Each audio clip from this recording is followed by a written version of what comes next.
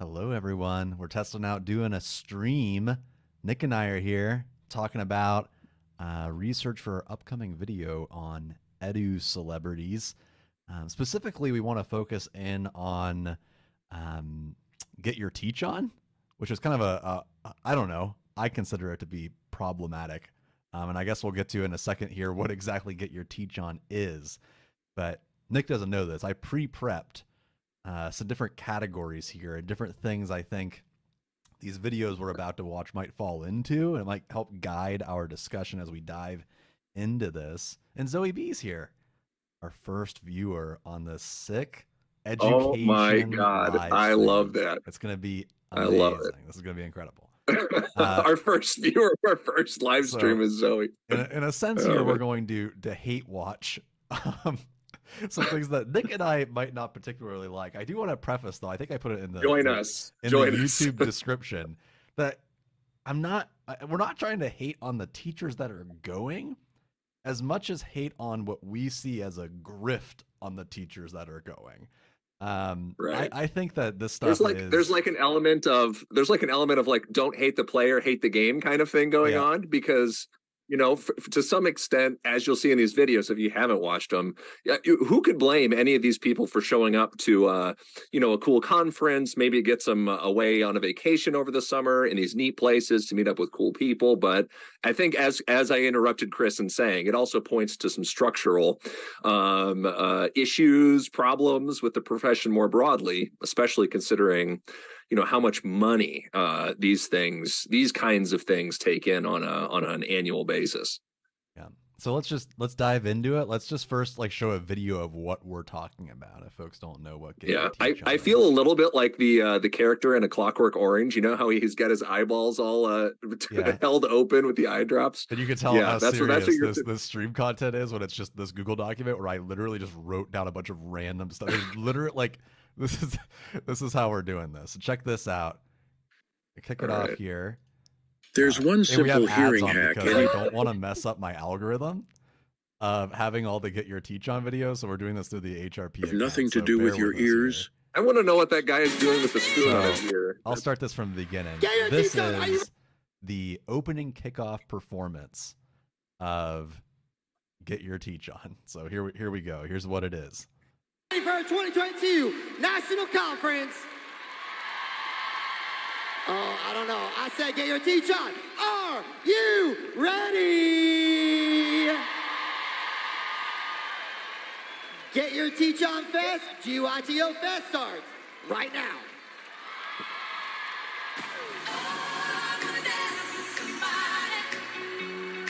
It'd be really interesting. Yeah, if we didn't have the Get Your Teach On logo here in the bottom, if we didn't have, the context of, HRP being an education related organization, it would be really curious to kind of put those blinders on real quick and say, what would the context for this be otherwise if you didn't know that it was an education conference? Like, where else would you see, this kind of thing involved? Yeah, go ahead. Sorry, Chris. Okay.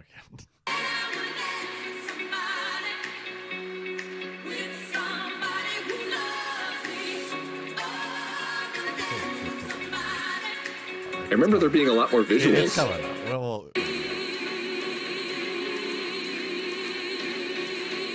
I think this is like the screen behind them type deal. Y'all can do better than that, move on!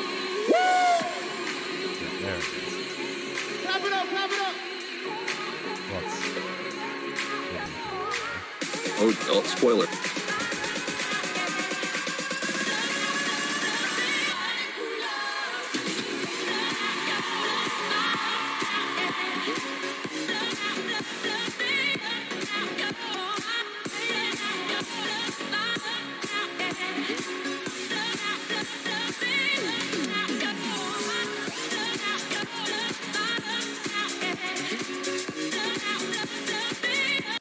I should add too, I've been watching these videos every afternoon for the last 2 weeks, and it still hurts my soul to watch this. I don't know. It's just it's too much. It's definitely not for me. That's for sure. It is definitely, I am not the target audience for this. To make sure that we are all aware as well, this is $575 for 4 days. It's on a resort. This one happens to be next to Disney World, which makes sense. And according to another video I saw, they had roughly 4,000 people there, which is like $2.5 million, not including sponsors. So this is a big deal.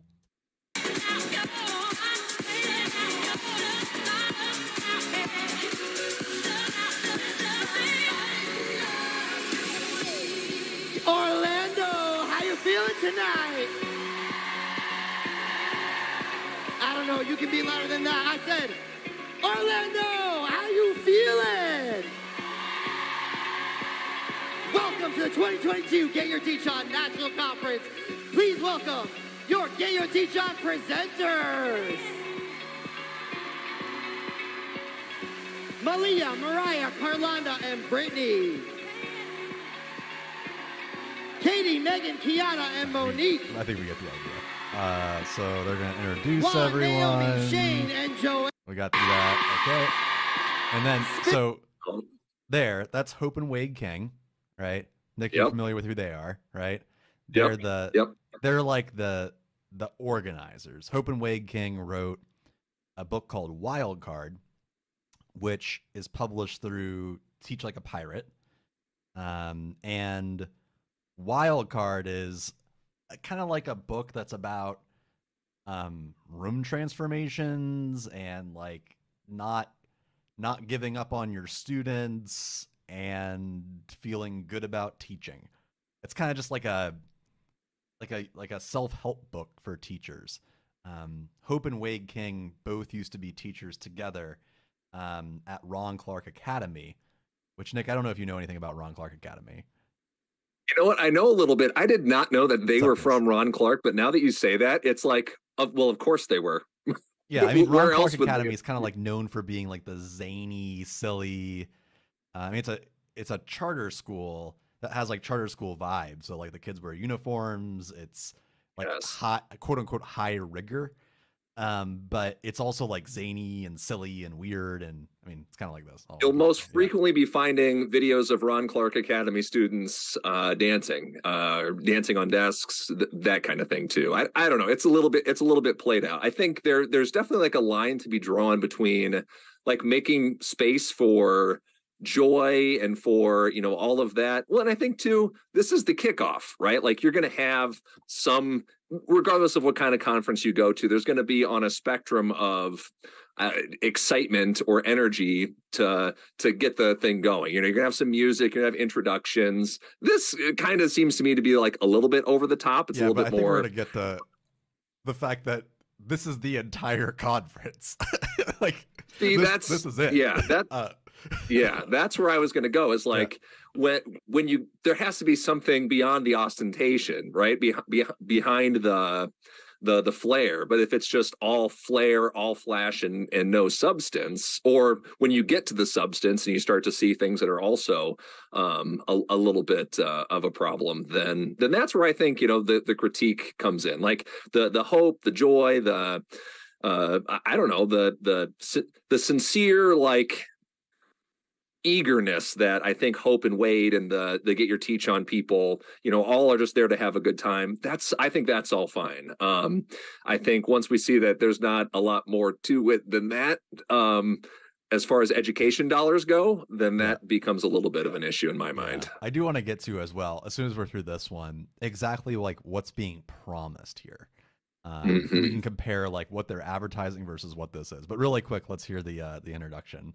Your tracks all could have Mario Lopez. DJ James Mario Lopez is super involved with Get Your Teach On. He was the presenter. And out in the crowd, last year, I think this year too. Magic Squad. He's coming up here. We got the Magic Squad first.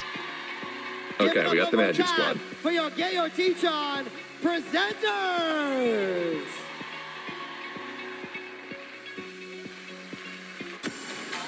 It just keeps going. I can't hear you. Also, like, this is marketed at K-12, but obviously, like, mostly elementary. it's really funny because on the stream, I can't hear the music, but I can hear them talking. So anytime the MC talks, I hear him introduce people, but then I can't hear the music playing. So they're just dancing silently, and it's kind of hilarious. Oh, that's very funny. I think it's just streaming software. Please welcome your celebrity host, Mario Lopez! Honestly, it might be a monetized to have the music anyway. There he so is. It's probably good to have Wow, that is an entrance. I know, this is intense. You got coordinated music, or coordinated dance, I mean, choreography. You got Mario Lopez. Honestly, we could just play this clip right here and just log right off. This is the perfect summary. If you just turn the music down, I'm sure the video can just play through on this. But like, I think what's difficult is that this sets. Oh, the video's over anyway. It sets a. I don't know. Okay. What I think it sets up though is like something that's not sustainable, you know, and I think that's what, when we're talking about teach like a pirate, get your teach on, other things that really emphasize engagement as like spectacle, is that that's not a sustainable thing. You can't have the first day of the Get Your Teach On conference for 8 hours a day every single day. Right. So it's like, well, then where do you go and what do you do when the flash and the substance isn't there?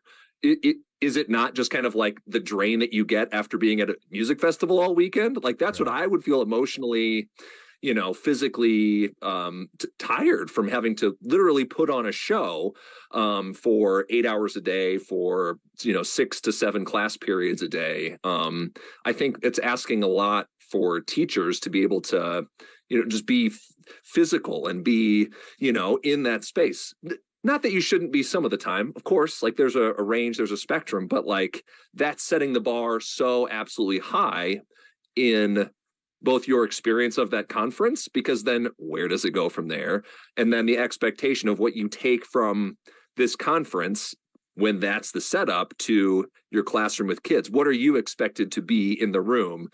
Mario Lopez busting down the door, choreographed dance moves with your social studies PLC. What does that look like? What have you got pulled up here?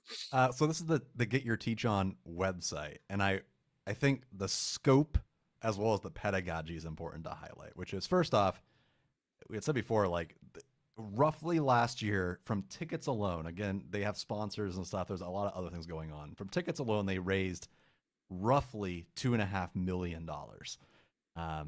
That's obviously a lot of money, as Zoe has in the chat there too, about like, imagine if that money went to just like teachers teaching or classroom resources or all these things.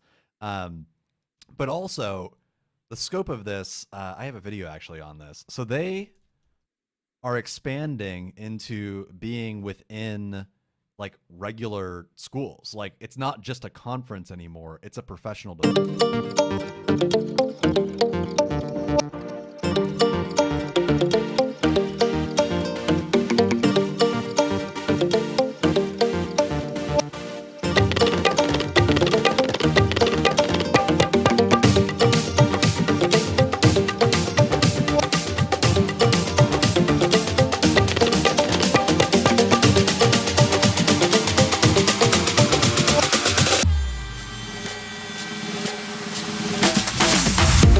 Noticing common themes. There's like 4 things that Get Your Teach On seems to really focus on, right? At least that I've identified. There's dancing and like lighting and like choreography. That's a big part of this, even in the PD. The second thing are room transformations, which you're going to find they do a lot of the same room transformations, but they have these like core room transformations, which is also a cornerstone of Teach Like a Pirate, as well as Ron Clark Academy. They also focus a lot on like call and response, like chants. Mm-hmm. I don't know if they showed it on here. They kind of alluded to it here. They do a lot of like teach like a champion type stuff. I'll pull up some examples here in a bit, but they have their own version of slant, like where you track the speaker and you sit up straight. They call it magic. but it's the same thing. It's quite literally the exact same thing, just a different acronym that sounds a little bit nicer. Kind of like how. Now, Chris, can you find you had the screen on a bit where it showed more of the kids were sitting on the floor and the teacher was up at the front there, right here. Okay, so it's like when we look at the dynamics, not just of like that opening session for Get Your Teach On, because of course that is what it is. But then I'm sure next we'll get into maybe some of the content of Get Your Teach On, and guess what? It's going to look a lot like this, isn't it? Because you're going to have the expert speaker person up here at the front on the main stage where the magic is happening, and then you'll have a relatively passive audience of people, right, sitting there looking up at them, and our eyes are supposed to be on this space up front where the learning is taking place, not down here with what the students are doing. So I think, again, map that pedagogy onto kids or map that pedagogy onto adults in that room learning at the Get Your Teach On conference, that you have the same expectations. Teachers as passive learners from the magic person, right? Where the inspiration is going to come from, where the ideas are going to come from, and you receive those things. Well, this is the pedagogical version of that. The teacher is going to communicate, transmit the knowledge to the passive students in the room. We're not going to see them doing a whole lot in these videos. Likely, I don't know. I haven't watched this whole 4-minute thing. I think it's worth actually, before I even show this is more just to demonstrate the fact that they are going into public schools, like as PD. It's not just a conference, but they do have, let me see if I can get it. Pet hatchers. I gotta go on to here in order to get it. So now I'm going to go play pet hatchers. So they have a bunch of different variations of the same thing, but they have these recaps, right? And I think that this is a good example of like what else is going on at these things. So this is a recap of Get Your Teach On Los Angeles. So this is the whole conference, not just the introductory segment. And this is where I think it'll be interesting to see what they choose to highlight, right? Right. So again, you got call and response. Call and response. Here's your call and response, and you have like the room transformation stuff here. Do you want to take bets here before this goes? Do you want to take bets that we'll see at least one part of Wade King standing up on a chair or standing on a table? Did we already see that? Wasn't he right there? That's his move. He's right there. That's his move. Oh, is he already on the table? Yeah, okay. I think I already got that. Or is he on a stage? There. That's what I'm not sure what he's on. I'm sure that we'll see at least one more person on a table. I don't actually remember this video. And I guarantee you that at least in one more shot, you're going to see the neon. We haven't showed it on stream yet, but from doing the research, I don't know what their obsession is with this neon activity, but it's in every single one. So keep going here. Oh, whoa. Actually, check that out. We got another guy on a table. There he is. So now, is that what is that exactly? That's not a table. That's like that's a device of that's a prop of some sort that's meant to be stood upon. But again, like what is the purpose of this prop? Why can't this person be the teachers are already set up to be collaborative. Look at how they're sitting at the tables here. Why would you not be the person going? Why isn't the magic happening at the table? Why is the camera not focused on what's happening at the table with the teachers? Why is it focused on this guy? I don't know. I'm not going to judge him, but in suspenders. I think the reason is that this stuff is designed for Instagram.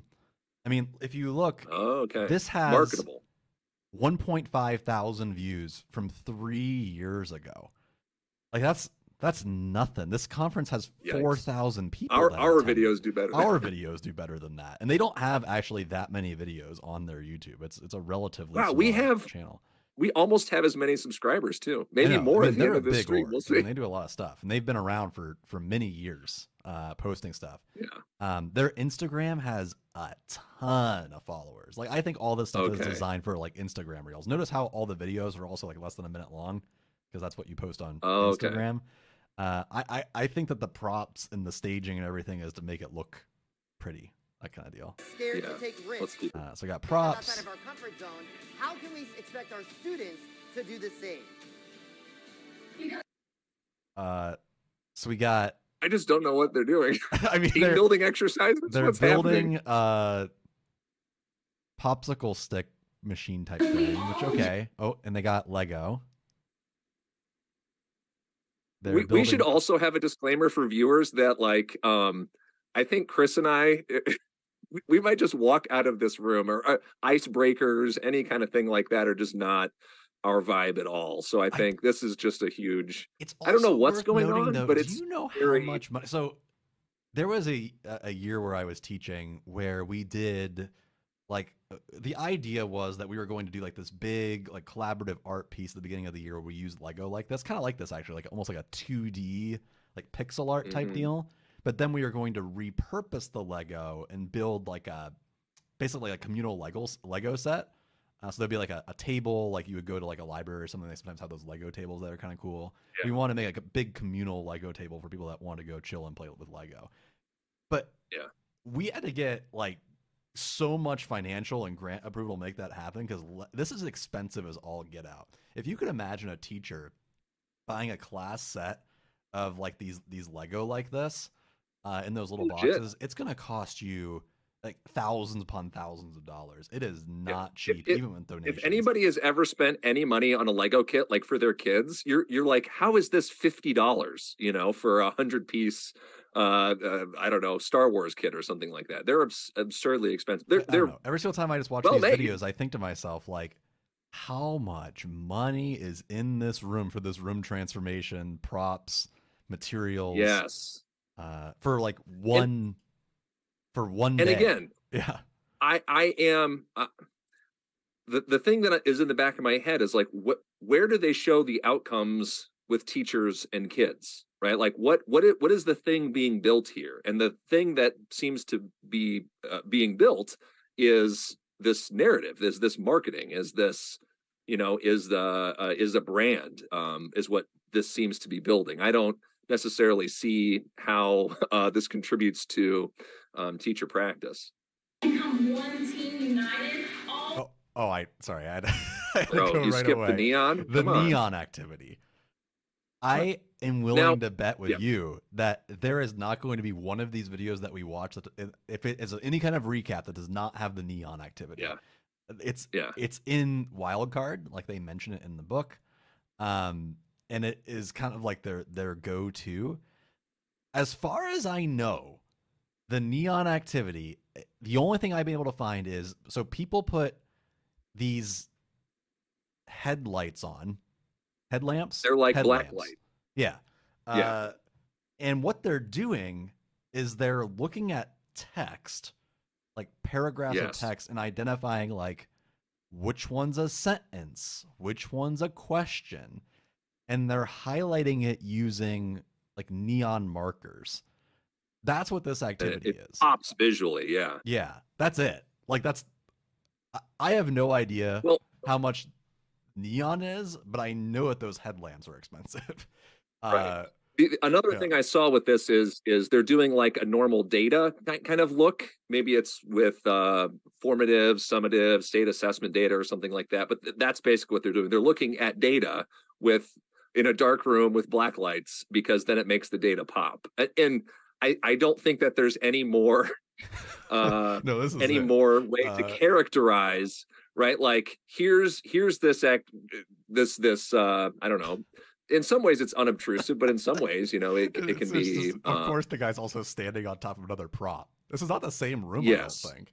But like adding a black light to it doesn't change the nature of the act or the activity, right? It doesn't change its utility, its usefulness, for better, for worse, for indifferent, right? It's just adding this layer on top of something that is pretty banal. Now, I will say, in defense of the neon, because of course it's like an activity that you'll see in rooms with kids, and my daughter, her last day of second grade is tomorrow, but it's literally like a once a year activity at most. So a book, or, you know, this pedagogy, putting all of this stock in neon stuff, still has to fill another 179 days with kids. Yeah, I mean, you know, you can have one like neon day where you wear a bold shirt, you know, and it was like a fun like activity to get everybody celebrated cool. But I don't know about you, but I remember still, like in teacher training, one of the lessons they always teach you is that you can't let like the activity overtake the point of the lesson. Because if kids walk away from the lesson and they're like, what did you learn at school? And they're like, neon's super cool. Like there's a certain like point at which you're tiptoeing so far into the activity that the content no longer actually means anything or has any purpose. Like if I'm even now, if I'm like walking into a room and we're doing text analysis and I'm doing this neon activity, the only thing I'm walking away from is that neon activity was well, at this age, super weird. When I was a teen, probably super weird when I was a kid too, honestly. It's kind of weird. But all right. So far, we've made it halfway through this 50-second video. All right, let's let it ride. Okay, more neon. Guy on the table again. Lights. Person on a table again. A chair this time. Take everything that you've learned, go back to your classrooms, make some magic.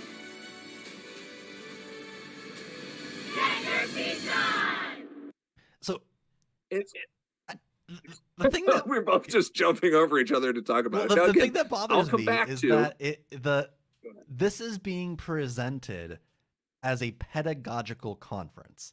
It's not being presented as like a luxury retreat for teachers to go have fun and like party. Although a lot of people certainly sign up for it because of that. Like people are signing up for this because they want educators should be given more respect and get good professional development and have it paid for by districts. But there's like, you know, there is a line between what this is and then what that other stuff is. In fact, I'll come back to something that Zoe said in the chat, which was like, imagine those two, what'd you say the total amount just based on ticket sales and attendance was like 2.5 million roughly. Yeah. Okay. Well, let's just say then, like, those are coming out of professional development funds, or unless teachers are paying for this out of their own pocket, I don't know. But imagine that in PD funds, or imagine that in, I don't know, the teachers' salaries or professional development, like opportunities for collaboration over the summer, or, you know, to come in for curriculum days, those kinds of things, which again, aren't as sexy and fun as a Florida vacation. I get that, but it's like, in terms of the bang for your buck and, you know, moving the needle on pedagogy and practice. Factor in too, this is at Orlando. So that's just the ticket cost is, you know, $575.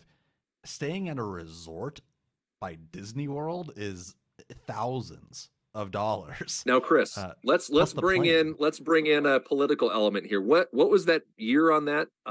This is on that one that we just watched.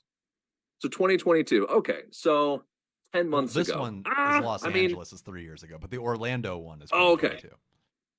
Okay. Well, I'm going to say then, I mean, look at the politics of Florida.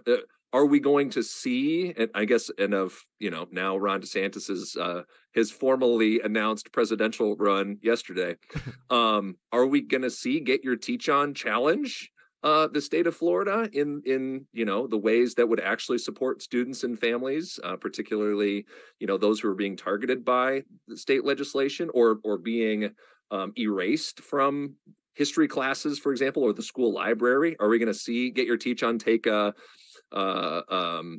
out front open stance against those kinds of things?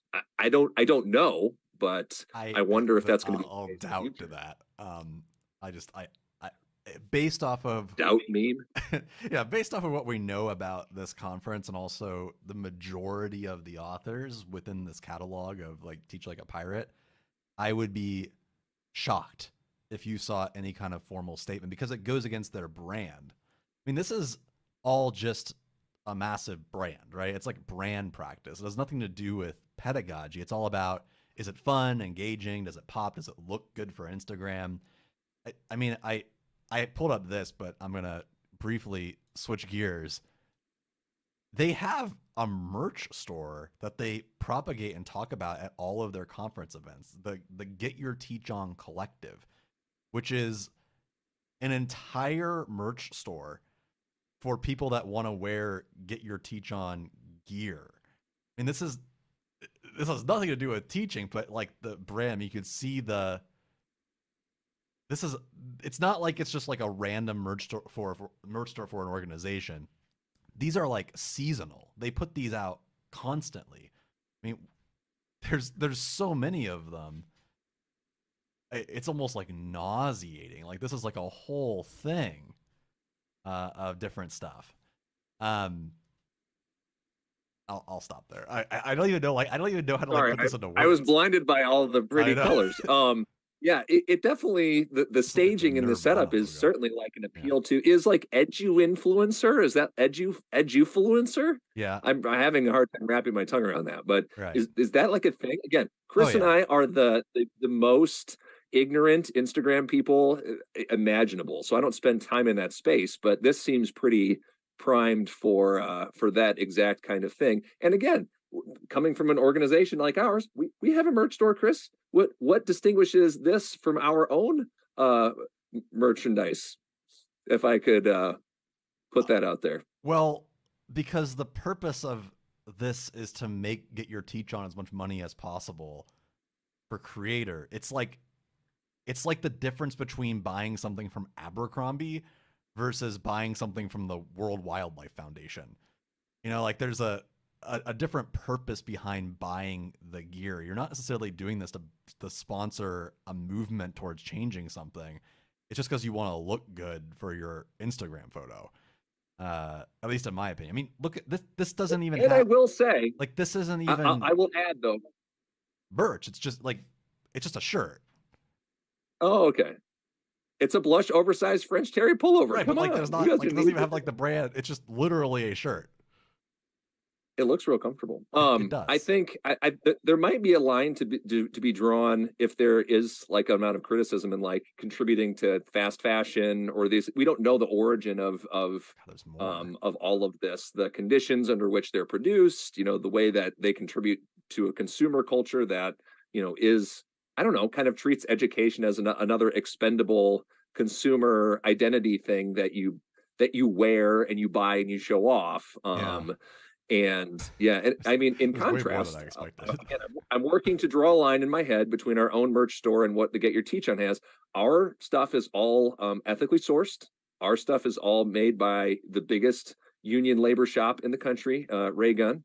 And so at least we try to ride the line of having ethically, sustainably, morally produced goods that don't contribute to fast fashion.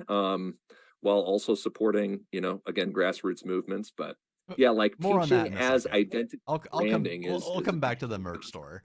Okay. In a second. I mean, I'm willing to see that there's a little bit of it's a little bit hypocritical to go after them for having a merch store when other organizations have merch stores. It's just the way at which it's presented and marketed. I would argue that the purpose of Get Your Teach On as an organization outside of selling conference tickets is to sell their merch. Almost like any other kind of influencer.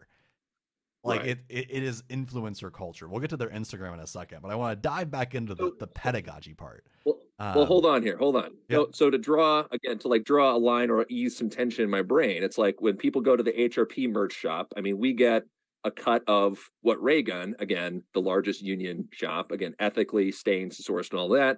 And that stuff funds, like without that, our programming and our things, like they don't happen. That we release open education resources, that we release free podcast materials, free videos, like this and all of that. That's what doesn't happen unless that the merch gets bought, right?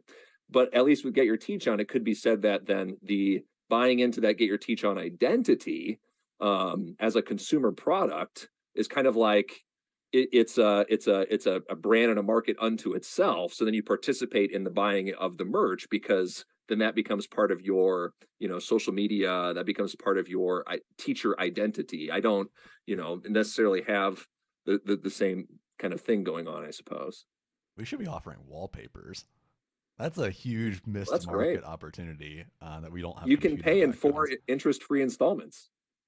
Okay, back to the pedagogy. Okay, so anyways, so they do release pedagogical stuff. So I do want to talk about like what is coming out of this. So this is, I have actually looked at this. This is the 2022. So this is the Orlando conference. This one, which I mean is on an ad, but we watched it already. These are the free resource rewind, a countdown of the most downloaded free resources of the year. This is what people are using from the Get Your Teach On website. So we got computer backgrounds. Okay. Whatever. Okay. That's a resource? Okay. Yeah. Then we got... I'm being petty. Now, data tracking. This is where it starts to get problematic. So it's an editable data tracking tool from Chris Pombano, I think is how you pronounce his last name. That's the guy that's leading all these videos. The guy at the beginning, like the hype man. This guy.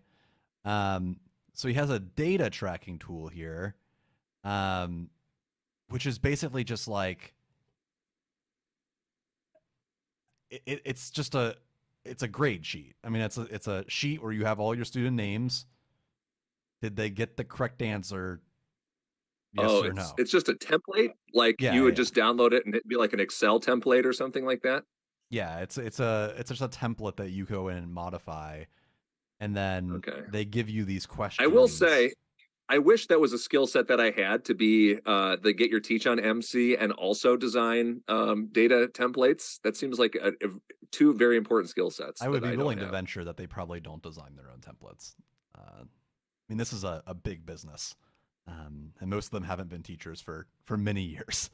So we got data tracking. Okay. We got mindfulness cards. Okay. Now that's interesting. Not terrible. I mean, we got some things. I can't actually look at sustainable ESL. Them here we got. There is an entirely separate video that we could make about the commodification of SEL and the like, just based on the feedback that we've gotten in our own work. But we'll have to talk about that on another day. But it doesn't help that this feeds into that as well, right? Which is just like, we're doing SEL.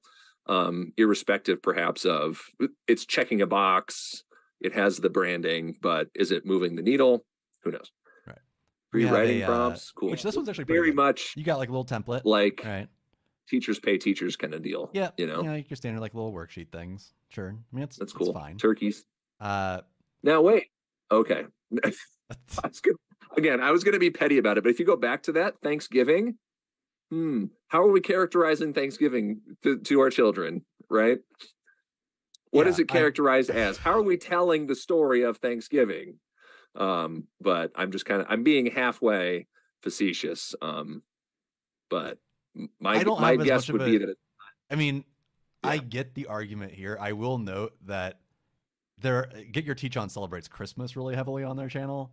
I'm not going to pull it up right now, but they're like really into Christmas. It reminds me of when I was in elementary school, and there are certain teachers that are obsessed with like the look and feel of an elementary school classroom. And they're going to like decorate their classroom to the nines. But as an adult, I problematize that because I recognize what that means for, not all kids being able to enjoy the fact that it's Christmas or want to celebrate Christmas, etc. There's a cultural piece here that's missing. Heavily. I was facetiously pointing toward that, but just not wanting to take it too much. I will highlight. Yes. The next one here, you got phonological awareness. I'm not a huge expert on like the science of reading, science of math debate, and how that relates to phonics and teaching literacy. But I will tell you that Get Your Teach On hires and keynotes science of reading and science of math people. Those are their people. And I know that's been heavily problematized in the way that it deals with unique learning opportunities, students with disabilities, et cetera, et cetera. And that's a big part of both their resource packs, but also their PD is centered on science of reading curriculum. Yeah, without getting too much into that, because again, I think it's just such a polarizing issue. I don't know if it necessarily needs to be that, but there certainly is like this emphasis on one part of reading as phonics that perhaps is not super helpful when we know that there's a lot of other skills as well. And, if we want to talk about what a so-called knowledge-rich curriculum means in the context of a science of reading or a science of math or all of that, of course, you have to begin to ask them like whose knowledge or what knowledge are we going to be dealing with in those spaces too. And so Are we going to see, get your teach on, deal with that? Or are we going to presume, the knowledge that's there, whose culture has capital, what kind of important questions are we asking about what we're learning? I will, again, I keep jumping into the chat real quick here, but Zoe's comment on, pedagogy, that it's intended to be pretty, as opposed to its educational thing, which again, pretty is fine, right? Yeah. Pretty is cool. And if it makes a room look more inviting, that's awesome. But what about the next day? What about the day after that? What about, 6 weeks in? Blizzard day? It's like an interdisciplinary thing. I'm sure that it's fine. It's like one of those things, like, I'm sure they have some good things. Like, I'm not going to hate on every single thing that Get Your Teach On does. But, like, okay, they got a cool interdisciplinary lesson. But then it's like juxtaposed next to number 3 is a science of reading upper elementary thing. With the widening gaps in literacy across America, it's more evident than ever that there's a critical need for science of reading-based lessons. And we'll get further into basically the science of reading stuff probably in the video that we make, because I need to do more research on it. And again, but notice in the description there, the phonological awareness and phonics instruction. And phonics is, of course, just like one snapshot of that whole reading conversation. But again, SOR, phonics is like the marketing. If you were talking about this in terms of SEO, right, and what was going to get eyeballs on products, labeling it as the science of reading, labeling it under the umbrella of phonics or phonological awareness is probably going to get you more hits than any other thing right now. So to what extent this is actually based on science, based on literature, or is it based on marketing and kind of the hype around it? Who knows? We can't know. Got some teacher appreciation cards. Cool. That's neat. And then finally, K5 math workstations. This is the number 1 thing downloaded. Cool. It's just like, it's like one of those things where if we were to summarize what we just saw in terms of what is being produced pedagogically, so going beyond the way it's presented, the actual content are just like math and reading worksheets, like in some random stuff. This is not really, there's not much else to say. It's so shallow that there's no room for formal discourse. We're just looking at some math and science worksheets and, a couple English worksheets, and that's it. Meanwhile, you have this, That's about it. Nick, anything else on that before I go on the next thing? Yeah, go back to the one with kids, because I think that one could be particularly instructive. Like, even just in that, and maybe it's just the fact that Chris and I are just overanalyzing this, but this still is everything. You can keep playing it, but then just mute the sound or whatever, because it's like 5 minutes. I'm not going to talk. Well, it goes to the testimonials. I just wanted to stay on this still because it's very funny, because this looks like every actual school that you would try to implement this stuff. 75% of people dead inside. Yeah, the kid in the front has his yellow shirt, but his arms aren't even through the sleeves. Do you see him? He just put the yellow shirt over his head, and he's just like, I'm going to sit here because somebody told me I had to sit here with this shirt on. That kid is my hero. Also, what I wanted to point out in that video before he changed the thing was, notice that there was the student celebrating the success, right? But where did the camera go? To Wade, right? To the adult. And it's coming up here. All right, this kid. Yeah. Boom. Look at you. Like, what is going on? I want to see this 5 minute wait. What's going on over here? What is this lesson over? Oh, Jesus Christ. What have you discovered? What are they celebrating? How does this just keep getting worse? So what is this? So the lesson, I'm assuming this is a slideshow, I don't even know what to say. I don't even know what to say. I'm not trained in streaming. I don't know. How do you react to someone putting their arms up and celebrating the correct answer in a lesson about colonies, plantations, and slavery? Is this some kind of simulation or role playing? So Okay, Oh, let's get if past. if we're meaning to listen to her, I can't hear. No, what I'm not she's trying to saying. listen to her. I'm trying to get to the. Oh, I was past that point. I was just trying to go back to that point in the video, so I can make sure that I understood the context. No, that's definitely what's going on here. They must be playing some kind of headbands game. Did you see that? Maybe those are the words that they're, they have to say they have to guess the word without saying the word, so they have it on their thing, and it's like colony, and the other kid has to give them hints to say, like, God, I hope that's not something the case. that I really hope that's mother not the country. case. I hope that they just left this up for some reason on the computer, and maybe they're doing something else. I'm going it looks like to just pretend that that's the case and then go from there. Because well, let's note the composition of this class as well in the context of what is up there on the board. Wow, what's happening here? So I have to keep rewinding. I just can't believe that. I can't believe that's real. that is like a oof moment right there. I don't know. I'm kind of shocked. Okay, well, let's move on from there. We'll come back to that. I actually have something to share. Let me just do it right now.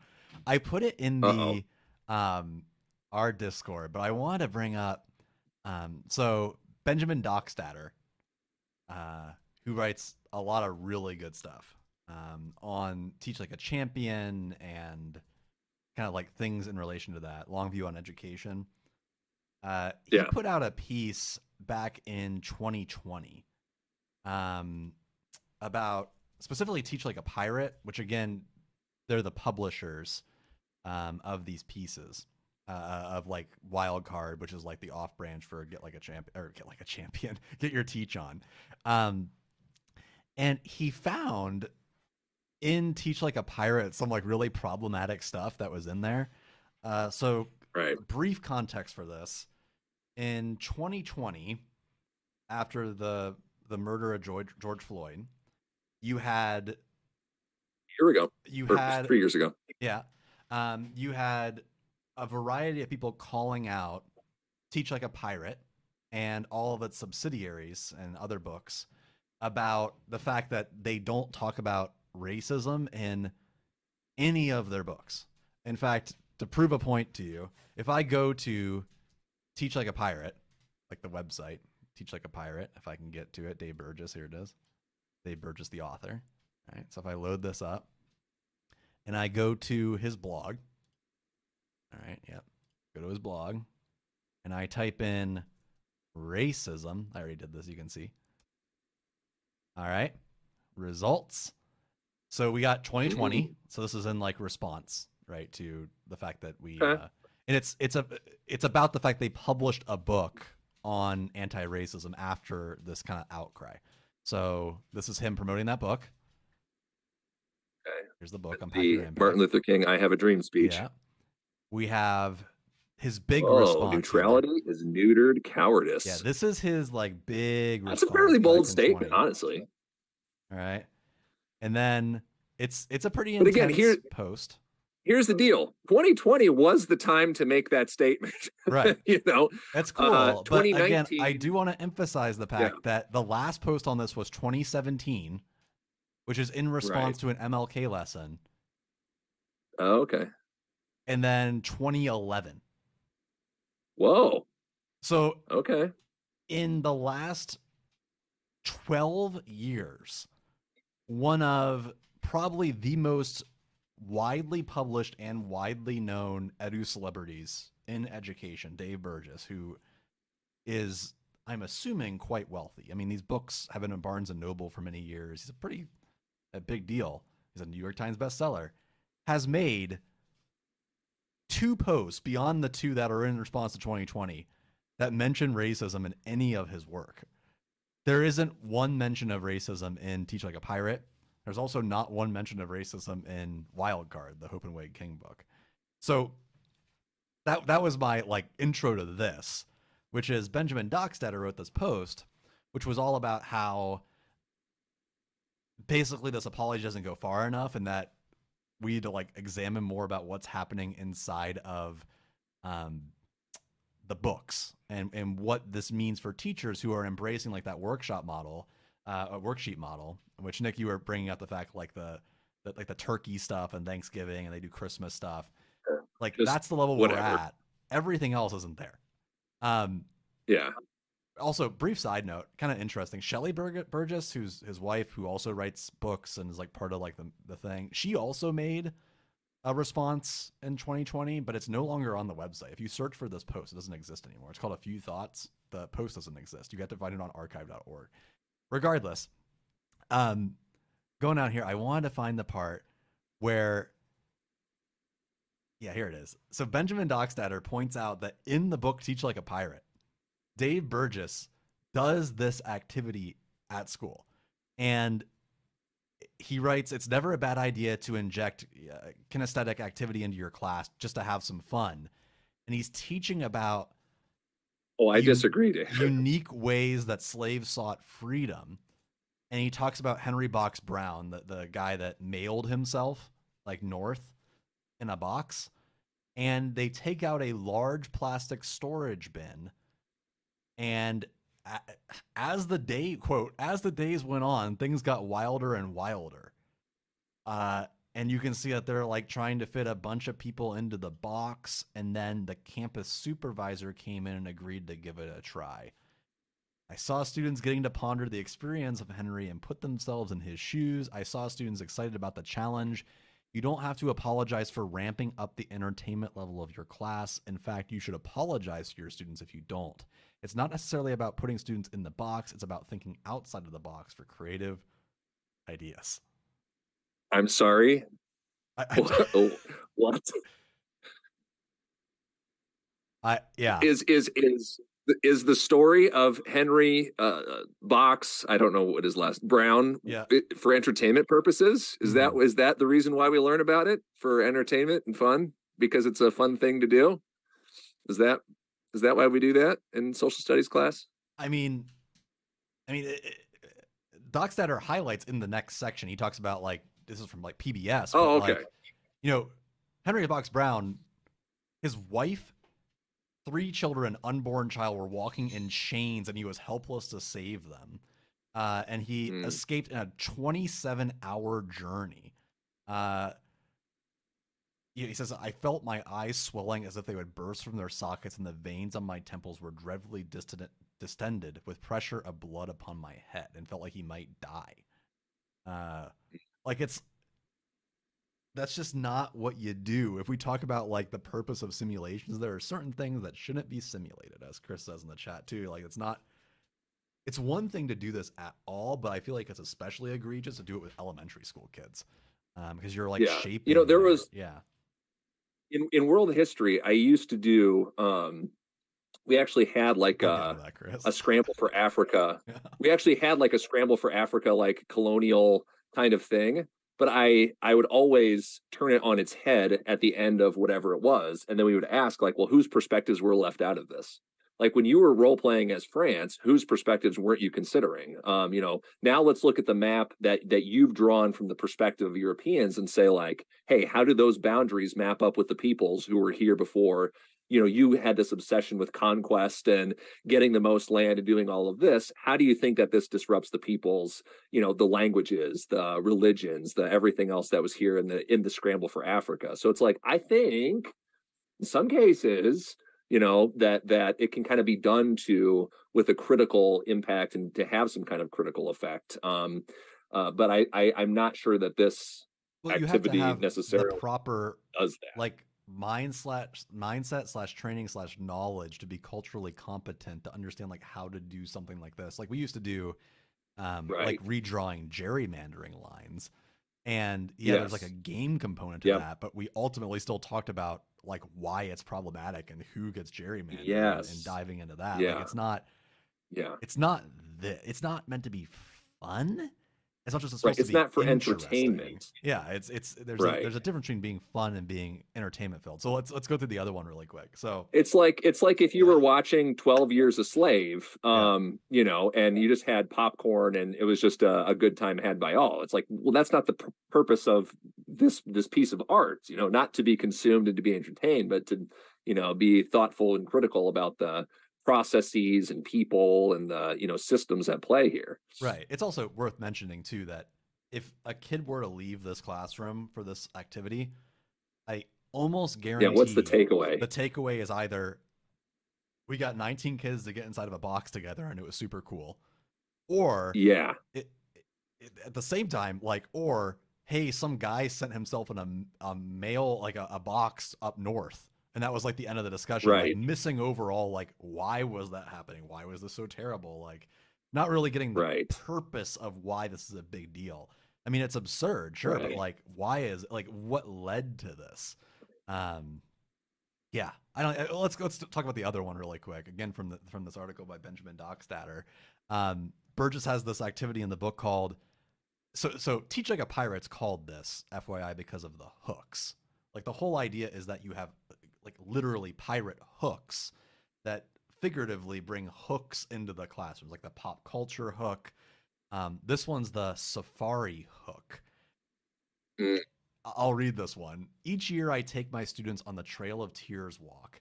It is a 40-minute walk along a trail that goes around some of the outer fields of the campus. I arrive way before school starts and set up a trail with all sorts of props and scenes. During the class period, we walk together as a group. When we come upon one of the areas with props, the whole class pulls up tight so they can hear the lecture. What better way to teach about the Trail of Tears than to actually walk along the trail? That's the part of Trail of Tears that he decided to emphasize was the trail, by making the kids the aspect that they trail. Walked a path. They went on a walk. They went on. That's the emphasis here. And maybe he talked about like how terrible it was on the walk. In fairness, as much as I can attempt to defend that, but like, I mean, Benjamin writes it here, but like, what if the kids in your class are indigenous? Or even if they're not, like if they're relating, like it just seems hyper traumatic to be. That would be like doing a slavery role play, or like something where it's just like a reenactment. Yeah, exactly. Like, you wouldn't reenact certain things, which does remind me, by the way, when I was in 6th grade, they had us do a slavery reenactment, which is shocking. Oh, Ohio, okay. Yeah, I remember Camp Joy when I was in 6th grade. There was this thing they had us do where all of the children were role played as like basically like escaped slaves, and they had us do like the Underground Railroad, and I don't know, it felt a little weird. Everything about it just a little weird. Like, they had you like hide up in the attic.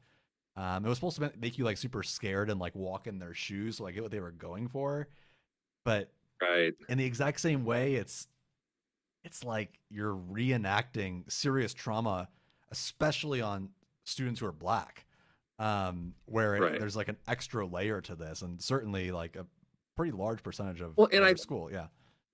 I think I know that Benjamin, because I can see he actually describes like what people experienced on this Trail of Tears. But if you go up to just stay on the section there. Yeah.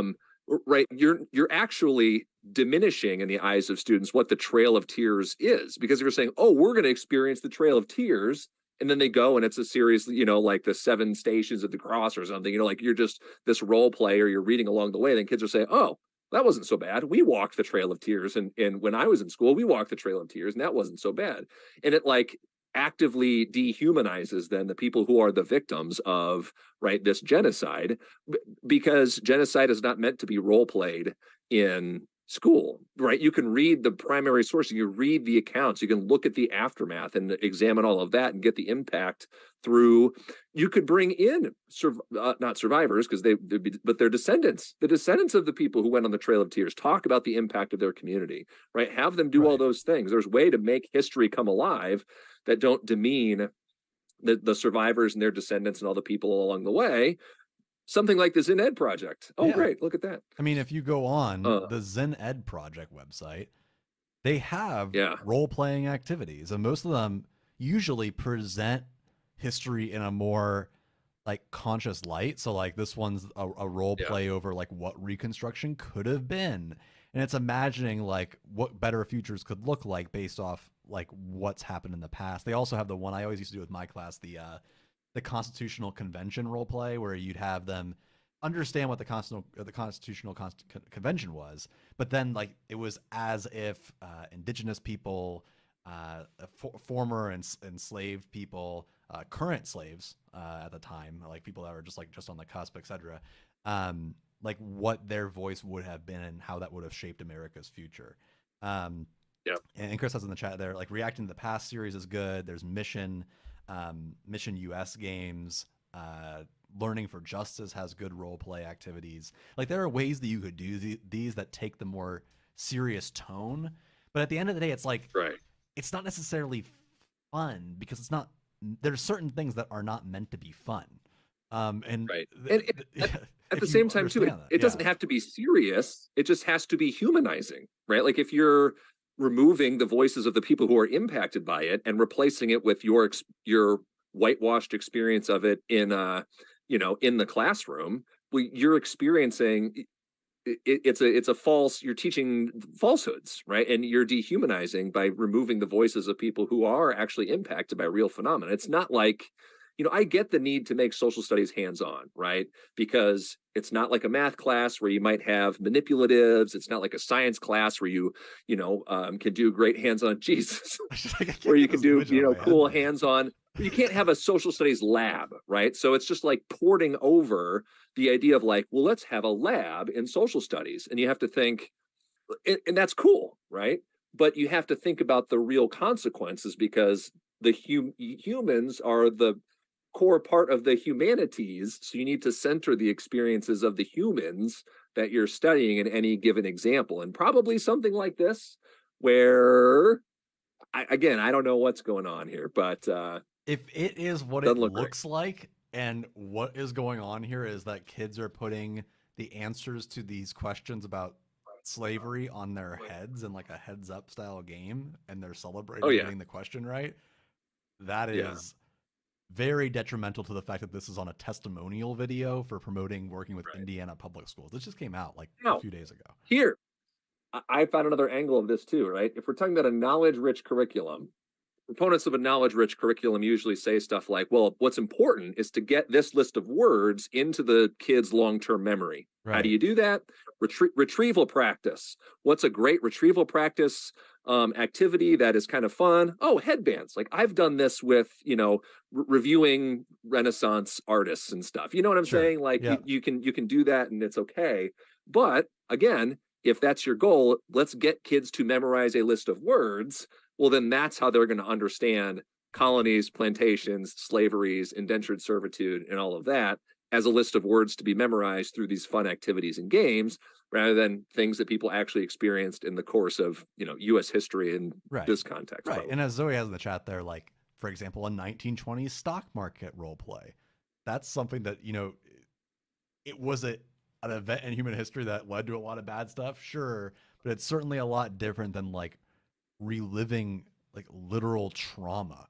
Like there are tons of things you can role play. We used to do a lot of Cold War stuff like McCarthyism, and talking about like why that practice spread and like isolating people. Like there's a lot of interesting, fun things you could do to talk about serious events. But if you're culturally responsive and understand these things, like there's a huge difference between certain topics and other topics.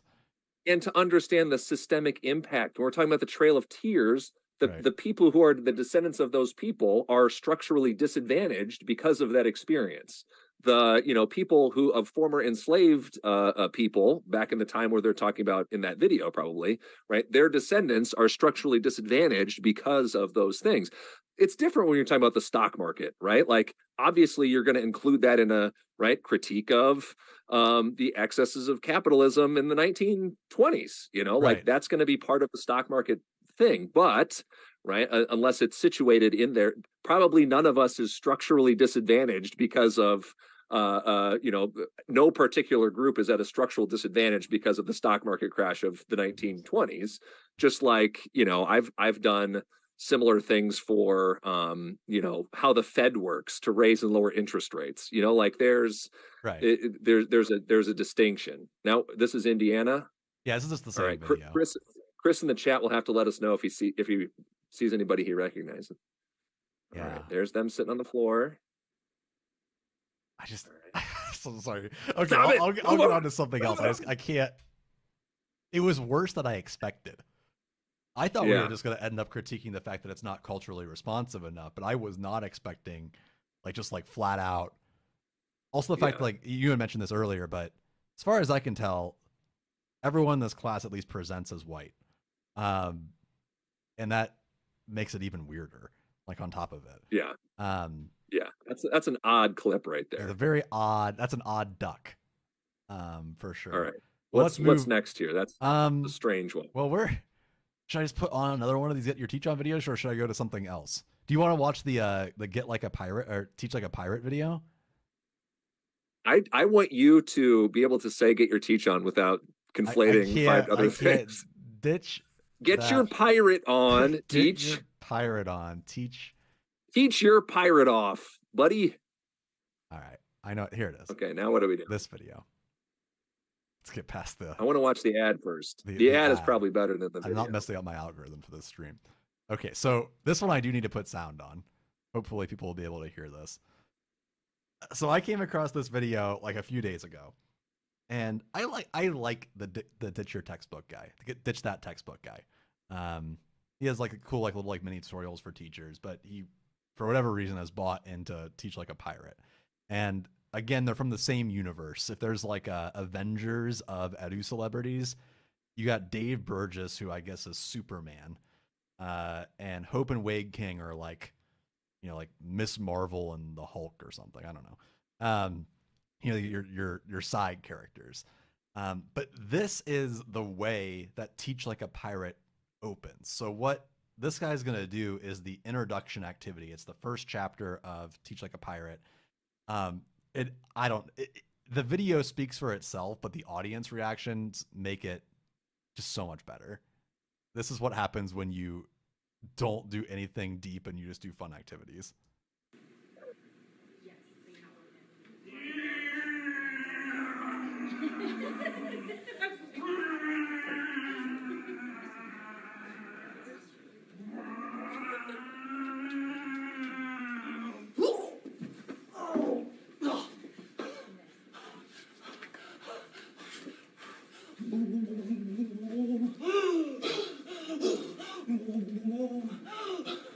Does this man need medical attention?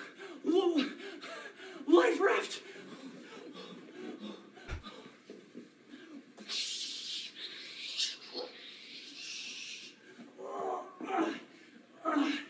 Come on!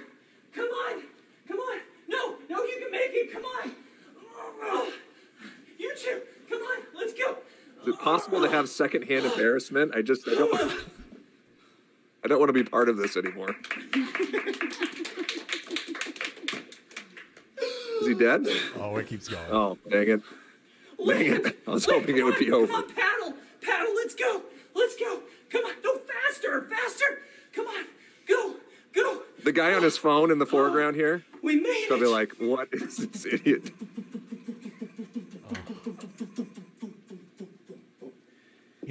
My favorite show. Hey guys, I'm amazed that I found you out here on this deserted island.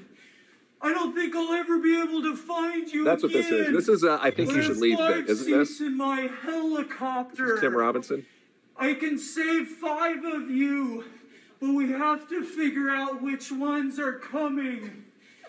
We've got to decide, but we got to go, and I'll try to come back for you later. Do we have any viewers of the stream, or did everybody leave with this video? Someone's going to watch this on the VOD and just... This is where they're going to turn it off, is right here. If they made it this far, it's over. Go to my website. I'm ready to turn it off. I totally lost my mind, and I know several of you probably thought I did. Go to my website. All right, and then he just introduces the activity. That's the whole bit. The only reason why I wanted to play that is that I feel like if you take away all the props and the music and the dancing, that's what a Get Your Teach On lesson looks like. Like this absurdist, just thing that has nothing to do with the content that's at hand. And then you finally get to this themed content, and it's just like people seated around in groups and working on a document together. Like, that's it. This is well. right? What's interesting is like, again, like I think about the workload of teachers, okay, and the way that an active learning classroom looks like is that if students are the ones doing the thinking and the reflecting and the discussing and the everything else, you don't have to do all of that on their behalf. What I see here is a lot of passive adults. Again, the guy in the foreground here is texting his friend, or texting. He's texting, "Get me out of here! Please make it end." Or yeah, yeah, exactly. And so it's like, look at how much a guy laying on the floor is overcompensating for not having a thinking classroom of adults. That's really what this is about, right? He doesn't have to do that if he gets the people around him working and thinking and doing the reading and doing the talking and doing the discussing. There's lots of ways to get there. I don't think it necessitates this. I don't know what drove this poor guy to think that he had to do this in order to make a point, but my guess is that this probably is not a very, like when we think in terms of what rigor looks like, it can look like a lot of different things. This is rigorous for this guy. This is probably not a rigorous space for all of the other adults in that room. Again, guy in the Sturgis shirts, just not paying attention at all. No. Again, this is engagement, guys. This all camera on the guy in the yellow shirt. Pay attention to what the adults in the room are doing. I mean, to clarify, this is the first chapter of Teach Like a Pirate. Is the story of Dave Burgess flying in as a helicopter. And the whole idea behind that book, which is also again said in Wildcard, is that if you were selling tickets to your course, would anyone buy it? Or if kids didn't have to come to the classroom, would they still show up?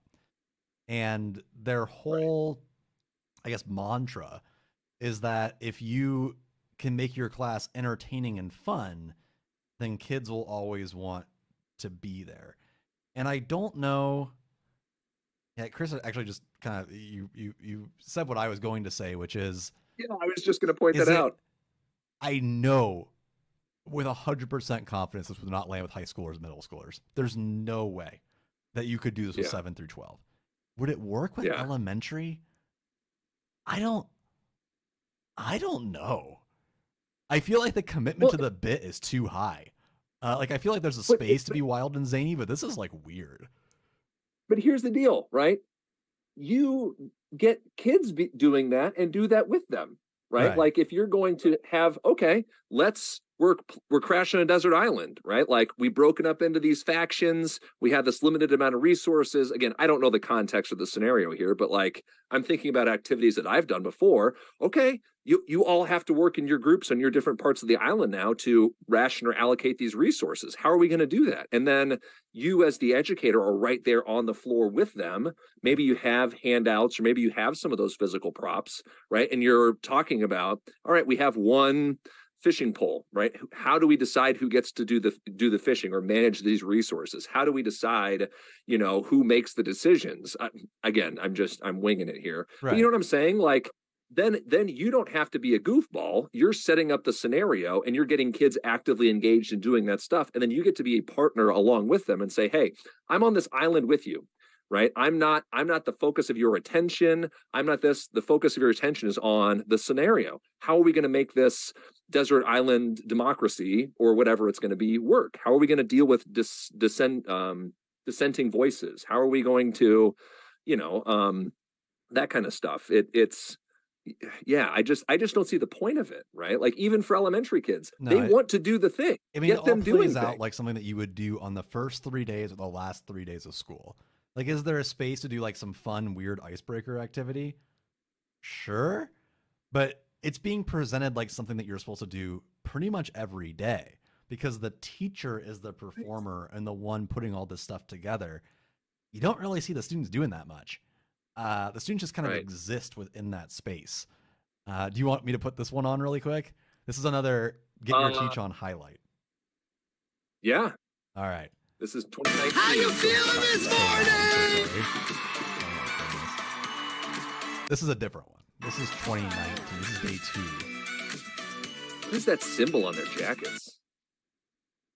Oh, get your teach on, GYTO. Yes. Yeah. Oh, okay. Wade plays the guitar. Yeah. Kind of badass. They do they do real custom music. They write their own songs. Who's ready for some breakout session?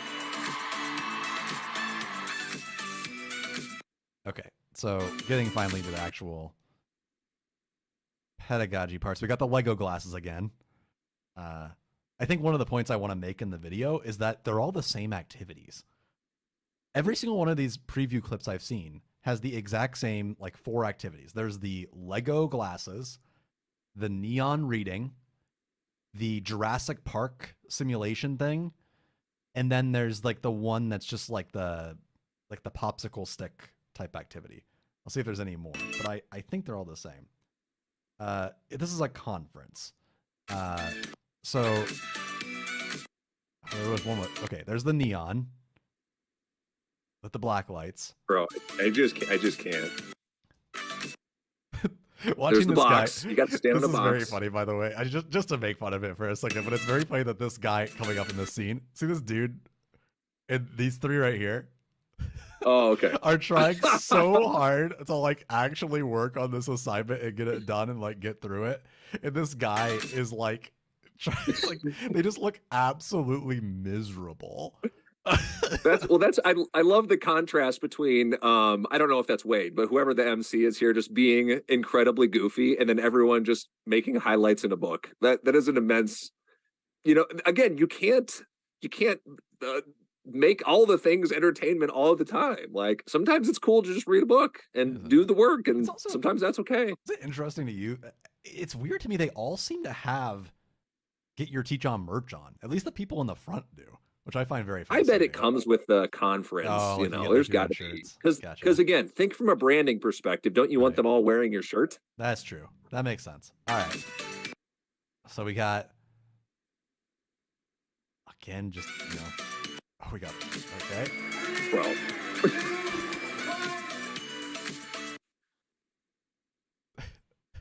Okay, I missed an activity. What's going on with this? Oh, one? They have chef hats. They got some of the tables have chef hats. Not all of them, some of them. Yeah. Now, can we point out here? Yeah. Can we point out here real quick?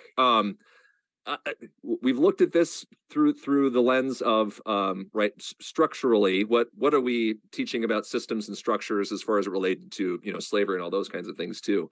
But I think there's also we need to bring in the lens of ableism onto this thing too. It's well, what do you do if you're a teacher for whatever reason who can't be up on the table, or if that puts your safety at risk? How are you supposed to be engaging if you can't put on these kinds of spectacles, right, due to physical disabilities or your own limitations on hey, I can't do that for whatever reason. Can you participate? Can you what does this brand of pedagogy offer to you if you are not able to participate in the spectacle yourself? Right. All right. Again, it's like a performance for the people who are all in the middle, but a passive experience for everyone experiencing it on the side. Who are the actors? Who has agency, in these things? Yeah. I'll do one more of these. I'll see how much more I can take, honestly. It's it gets to the point where I have to put the it's weird that they also have how to escape the heat if you don't have an air conditioner. Air conditioner, okay, whatever. I don't know, but I'm about to find out. They have original music too. A big part of this are stage performances. This is original music. Performed partially at least by Wade King, who's the guitar player. I think this is one of the speakers. She's an Instagrammer. It's cool that you wrote a song, but it's weird to me. But that's not the one. But is it weird if the point is to make marketable, sellable, branded materials that show the founders playing music with the presenters? Well, no, it's working completely as intended. Might not be praised right. So again, we got more activities here. Your kids are talking about. People talking. And this is, by the way, we jumped years. This is 2021. But what is happening in the Little Miss Sunshine bus over here? What is going on here? It's this Instagram, like TikTok selfie booth type thing. Because again, it's all about looking a certain way. Is this cottage core? I don't know anything about sub aesthetics, but we're here to make a difference, but that doesn't trad core. I don't know. Thank you so much for seeing me. Oh, you guys can be better than that. I said. I'll tell you what, their video game though is on point. Like it looks like, I mean, it's all professionally done. Yeah, this one's much better than where some of the other ones. We have to be more student-centered instead of teacher-centered inside of our classrooms. Wait, what? Universal language is love. You don't have to speak the same dialect, but love it's just like is a banal universal stuff, language. right? And Like, if you speak it, I promise you, can say all these doors like banal that you never platitude thought type would things, open but up, the and you would activities change don't lives reflect that you never thought you had a chance the to. actual I love things y'all, that you're saying. I believe in y'all.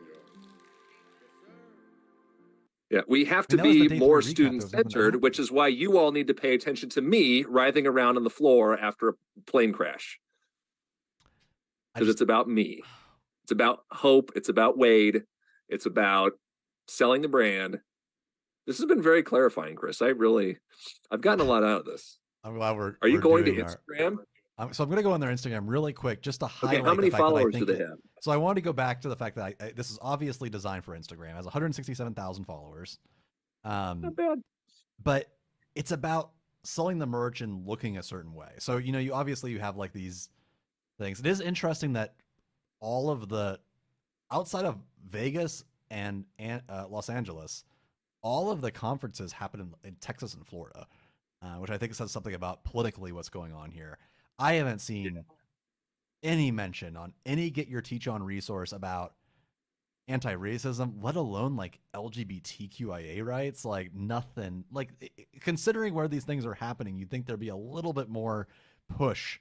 But again, if you were to bring those things up, like those aren't fun topics to bring those things up. That might be, people might feel uncomfortable if you bring that up. But just look at, if we just like scroll through. Also, Joe Jonas is at the 2023 one. The Joe Jonas? The Joe Jonas is at the 2023 one. Now wait, click on that thing again. Which one is Joe? Is he in the middle or is he the guy on the left? You're asking the wrong person. I have no idea. Probably the middle. Okay. Someone can tell us better. I have no idea. You can see like a lot of it's just like selfie shots. Very aesthetically consistent. We'll give them that. Well, their branding's on game. There's the Little Miss Sunshine bus. That's great. Yep. Again, their stuff is technically K-12, but certainly aimed at elementary school. Yeah. Wait, hold on. Stop basing your self-worth as a teacher on test scores. But here's why looking at data in a neon room, it will really up your data game. They're not going to measure you, but they are a fact of life. I will point out, we don't need to listen to this. I think this is literally what it's called. I'll embarrass myself if I can't find it. Oh my God. I need to go on the Get Your Teach On thing. There is a video that they have that's about making standardized testing more fun on there. Well, I find it. If you have anything to say, let me know, because I had to scroll through this really quick. I know it's on here, though. I found it the other day. Or if I can't. They have a video on the neon read-on. What's this? Oh, that guy. What's he doing with the spoons? Oh, is he trying to hear him? Yeah.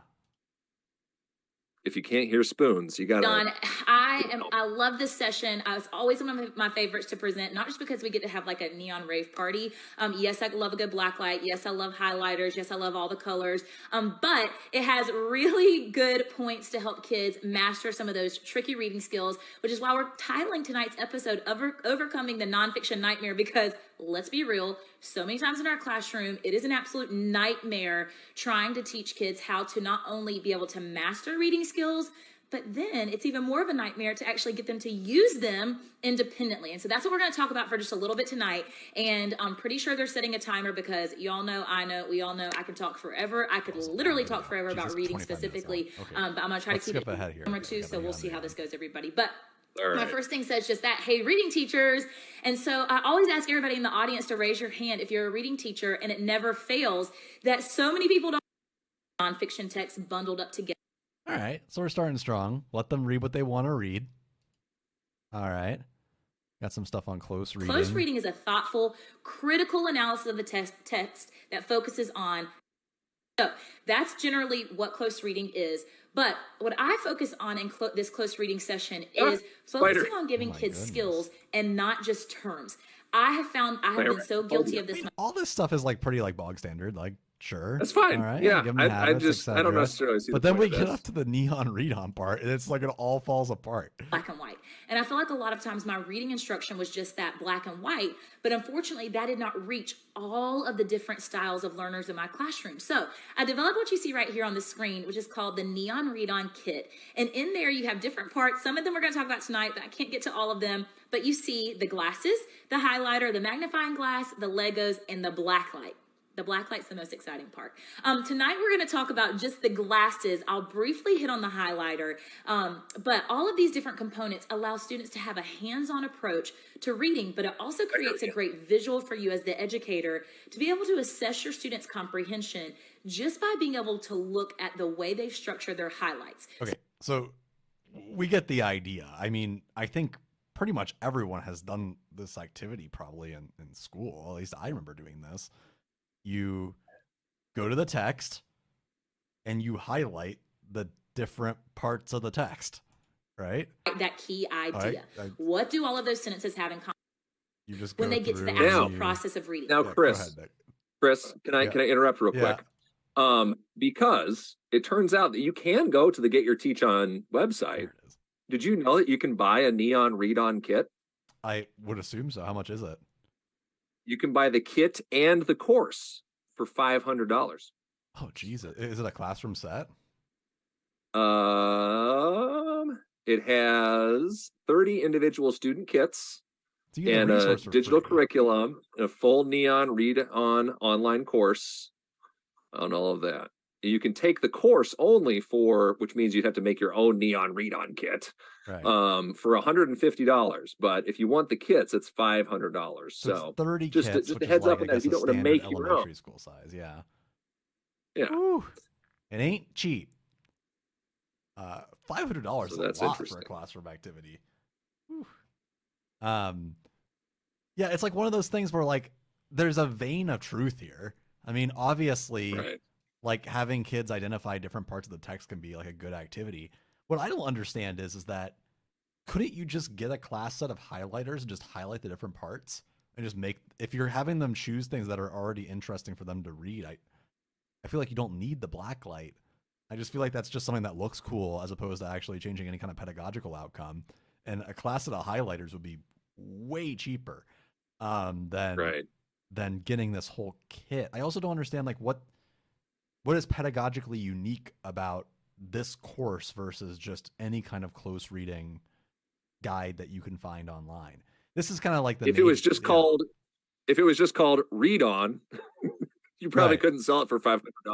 I mean, my major issue with a lot of this stuff is that it's all steeped in like teachers pay teachers, which is the idea of you're going to take these ideas that are like pretty well known, but then market them as something that you need to purchase and buy. I mean, they certainly offer things that are free. Well, and that's probably the point of the conference, right? Is because you go to the conference and then you say, oh, well, I learned how to do the neon read on.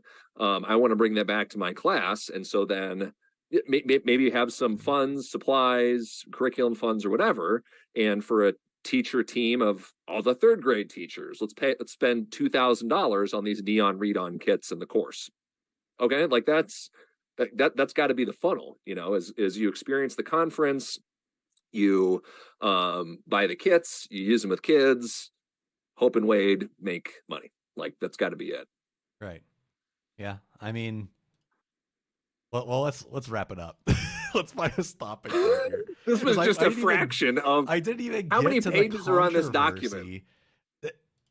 We had talked about this last time, but this video we gotta end on this. We gotta end on. Monza.com makes we gotta end Gantt charts.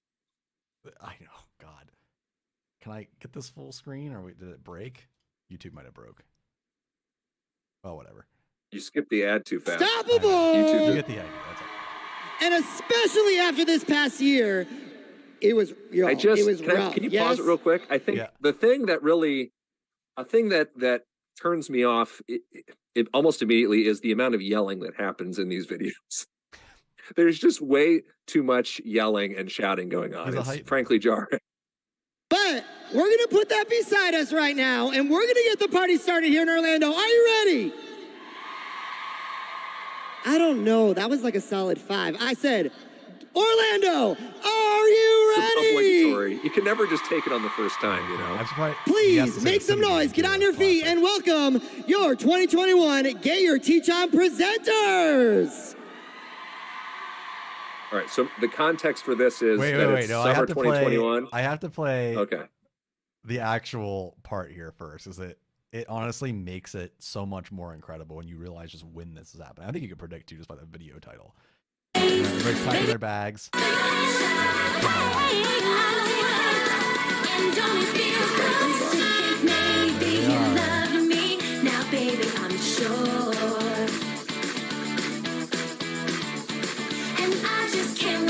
Till the day when you knock on my door. Oh, now, I'm walking on sunshine. Whoa,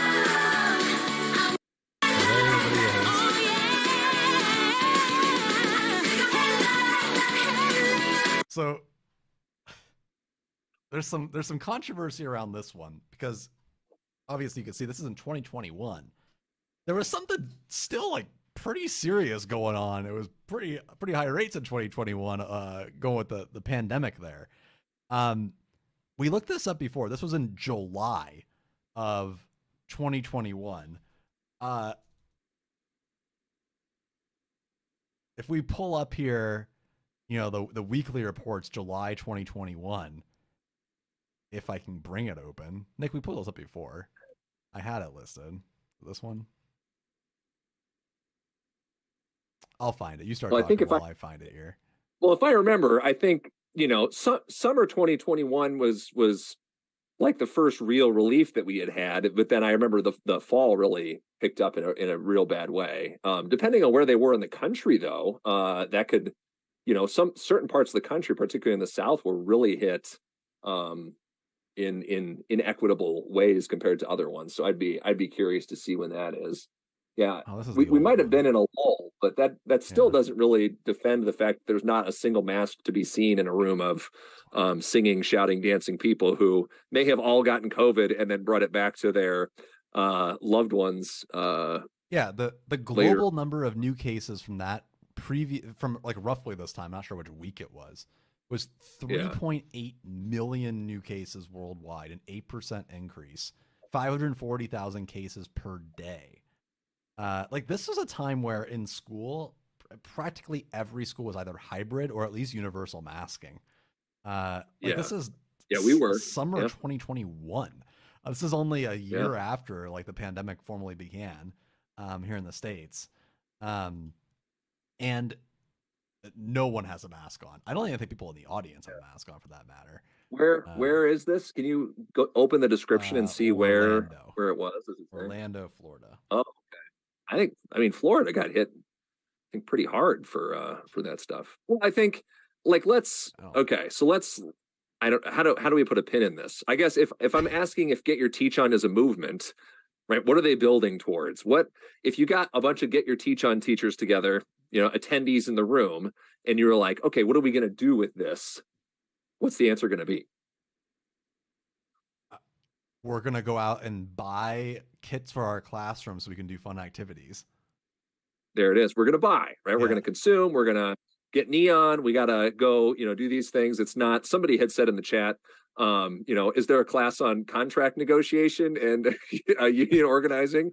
Is there a session on, better conditions, working conditions for teachers when they go back to their context? They can, advocate for themselves for a safer work environment. This doesn't make us look very good as a profession in the pandemic, but Florida's a whole other thing entirely. And then secondly, like, how does this transform the work that educators do with kids? Or does it? You might get a neon day. Okay. How does it change the experience of kids for the other 179 days of the school year? Oh, we're going to watch the pooping ad again. That's great. That's a fitting way to end the Get Your Teach On thing. I don't know. This was very illuminating, but also very frustrating to realize how many resources and how much energy is wrapped up in not transforming the way things are done, but doing the exact same things with a neon glowing hat on in a dark room, putting resources into buying black lights instead of, I don't know, buying books, right? Or in this case, advocating that books be kept on shelves in the first place in places in which they're being challenged. Like, where does the political, cultural capital go other than into marketing, buying, selling, keeping weight and hope in house and home? I don't know. The last thing I'll leave is like the teaser, because we were talking about putting this in the video too, and maybe we'll do more research on a stream. But remember I brought this up, so I'm not sure whether or not it's this. I'm not sure whether or not it's a short. I want to find like a real one. I might need to go in the Discord and find it if I can't. But they have a podcast with the pastor for New Spring Church, which is a mega church in the South. And it's implied, I don't know this for sure, but it's implied that Hope and Wade can go to New Spring Church. And the reason why, and they mentioned this in Wildcard, the reason why they are so obsessed with room transformations is that when he was a kid, Wade King went through like a Bible study camp at school, and like at like church school, Sunday school, and did like a room transformation for like Jonah and the whale, and it allowed us to, people to connect. So there's also like the evangelical connection to all of this, like the call and response, the like new age, like, everyone in front of the thing. This is what I was looking for, just like a stream. It's very evangelical megachurch vibes, especially look at considering the juxtaposition of what we see right here to, can I get to a point where, even the camera work is very similar to how it works. Well, again, think about what that megachurch aesthetic is about too. It's about creating a spiritual experience that's like external to you. Right. So you go here and you experience the spiritual, as opposed to, having a spiritual experience that happens within, as part of your communion with the divine. No, it's something that you need bright lights and music and a church band to experience. And I think of the communities that are going to Get Your Teach On, from Dallas or from all across Texas, Florida, even like Southern California to an extent. There's a lot of really religious, I'll say religious conservative. I think that's fair to say that the people involved with this are probably religious conservatives, but in those communities to which this aesthetic, you don't have to try, and if you're Get Your Teach On, you can just port this over from the megachurch aesthetic, and you don't have to try and get people to build something anew. They already know what to expect because this is what they get on church. They're already primed to have those positive relationships with that, and associate it with, their experience of spirituality. And so if you kind of ape that same aesthetic, then you're building on top of psychology that already exists in the minds of the people you're trying to reach. Right. I don't know. I don't know if it's too blunt, but one of the points I want to make in the video is that ostensibly Get Your Teach On is just a mega church. in both the positive and negative ways that a mega church can exist, right? Like the positive is that like I'm not a religious person, but I know people go to these things and they have fun. Like they enjoy being with other people. They relate to each other. It's a community. But the downside is obviously like a lot of these mega churches, including New Spring, have like a lot of issues with this too. It's like it's about selling merch. It doesn't necessarily change the way in which you act or behave. It's more about how it looks rather than what you exactly do. Like there's so many similarities, and also like we could spend 5 hours. Like there are so many different nuances of both how this connects to evangelicalism generally, but also the pedagogical. I have no idea what's going on. What's that hamster doing? I have no idea what's going on in this video. I can't do two things at one time. But here's the summary of what we have right now. We could have more later, but our like high level outline for this video is going to be what even Educelebrities are in this context. The fact it's all like glitter and glam, it's banal platitudes. I had said this the other day, but like it's basically like you're paying for a pep rally in the exact same way that pep rallies don't really do anything as a student either. Like there's so many schools out there. When I was in school, it was this way, where it was like, man, we're having a lot of fights this year, so let's do 3 more pep rallies. And I felt like I was in a pep rally like every 3 weeks. As a teacher, I even resented having to go and then enforce the rules at the pep rally, because it's just like, you had kids who were disengaged on their phone, and as teachers we were supposed to go around and like make sure everyone was engaged, and I was like, why would they be? What is the point of this? It's also all super banal. It's like hashtag blessed, like all positive statements. Like there's not really much going on, but I do think the teachers that are going are expecting to get pedagogical solutions. I mean, schools are paying for this typically. And again, they're well-meaning. They're probably great teachers, right? Yeah. They probably have great-looking rooms. Their kids are probably into it. They're probably into these things, but like, it's not gonna address the systemic things. It's not gonna change the fact that your school. Honestly, we should just steal that. That should be the video title. That's an incredible. Live, laugh, do it. Who did somebody say that? I want to get a tattoo of live, laugh, love. And Cynthia won't live, laugh, learn. Oh my God, that and pedagogy. I think, we gotta adopt those things. But yeah, there's also the discriminatory effects that we talked about earlier. But like discrimination, just by not talking about it, like they don't even challenge me if I'm wrong. If we can find an example, but I can't find an example of anything talking about equity. In fact, I did. I'll highlight it here really quick. I'm sorry for making it go, but these are screenshots. I went through Wildcard and just did like a Control F for equity or diversity. I do love the image that your software puts up of like the guy slipping, like the figure slipping on there, where it says no matches were found for justice, and it shows the about it. And obviously, like not every book has to mention these key terms. But I feel like if you're making a book that's about like standing up for your students and being the wild card that helps like kids, I don't know, achieve their dreams and success, not mentioning anything about diversity or equity, and even then, like the only time diversity is mentioned is in the context of oral tradition, which also feels a little problematic. But I don't want to dive into that right now. But the being student focused just means putting on an entertaining spectacle for them, right? That's all that means is a priming student engagement by being a cartoon character or putting them in these outlandish settings. It's not supporting students in the rest of their lives outside of school, where they may need that support when it comes to issues of social, racial, justice and those kinds of things. That doesn't center the attention on you, does it? Like the pirate stuff does. Right. And I was going to mention as well, when we were talking about teach like a pirate, I didn't quite get to it, but like, what the hell does that mean to teach like a pirate?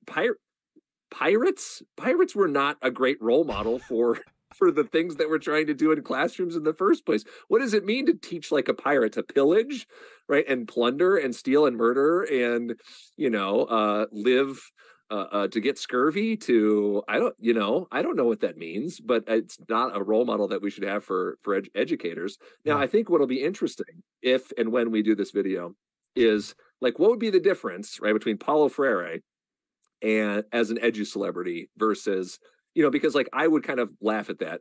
People will say, oh, like Freire is an Educelebrity. He's cited all the time by people of a particular pedagogical bent. So like what makes him different from Wade King? Why is Wade King an Educelebrity, but Paulo Freire wouldn't be, other than, one's alive currently and one's dead. What's the difference? We don't have to answer that question, but I'm saying like that. Yeah. That might be worth pursuing. Yeah. What makes an Educelebrity? I mean, the last thing you're on is here Alfie too. Kohn an Educelebrity? I mean, there's also the fact that some of the stuff seems like actually like outright discriminatory. Like it's one thing not to talk about it, which is discriminatory of itself, but some of this stuff is like literally harmful. Like the practices. Do I still have that video up? I wish I still had the video up. Did I close it? I did. I closed the video of the. I should have kept that up. The Indiana one. We got to include that somehow. I don't even know. that was the discovery of the stream. I would definitely talk about the evangelical stuff. It also gives me MLM vibes. Like everything about like how the merch is promoted and like buying into the culture. I found a whole subreddit dedicated to hating on teacher Instagram, which is very funny. And a lot of them describe Get Your Teach On like a cult. Because apparently we didn't get to this at all, but there's been multiple controversies in the Get Your Teach On universe, of folks like deleting negative comments. They didn't give refunds for their 2020 conference, apparently, even though it was like at the height of the COVID pandemic. There's a lot of stuff going on there. And just also like, I think a key point to end on too is just recognizing like, why does it matter? Because like at the end of the day, you could just say like, well, this is just 4,000 people paying to go on vacation and have a lot of fun together.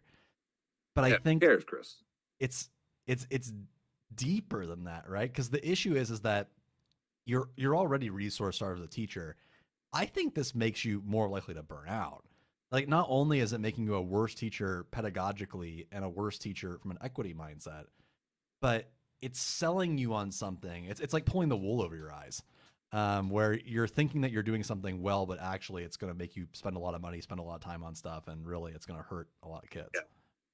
Well, and it distorts what a good teacher looks like, like, is it, because as we've mentioned several times now, the Get Your Teach On is not sustainable over the course of a school year. If you tried to fill every single day with activities that were like that, well, then can students be engaged if you're not, if you don't have neon, if you don't have a spectacle, like, then what does that do for like their serotonin receptors? If you're just burning them out constantly with these super, I wouldn't call them engaging and infotainment kind of exercises, where again, I feel like the power of a classroom is us being in there together and seeing what we can do in that space with like that time. Like that to me is the sacred part of education, is like, hey, we have this awesome time.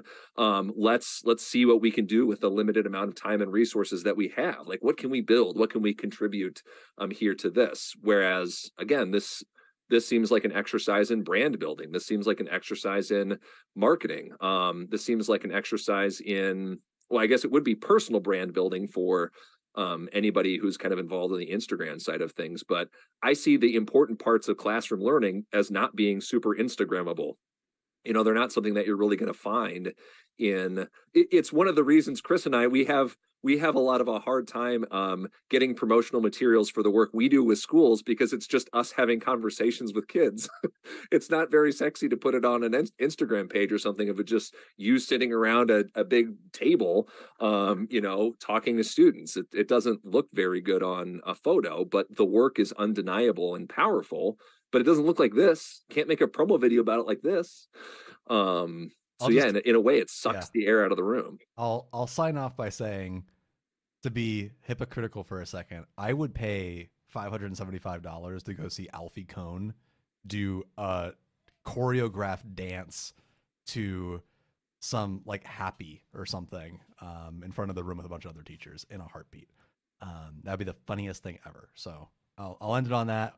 We'll talk about this more soon. Be on the lookout for like a 7-hour-long video on celebrity culture, because this just keeps going. We didn't get to half the stuff we were supposed to talk about, but and this was fun. We got to do this again. I was very hesitant. I was very skeptical when Chris told me he was dragging me along with this, but I ultimately think that it was probably a good activity. So let's do more of it.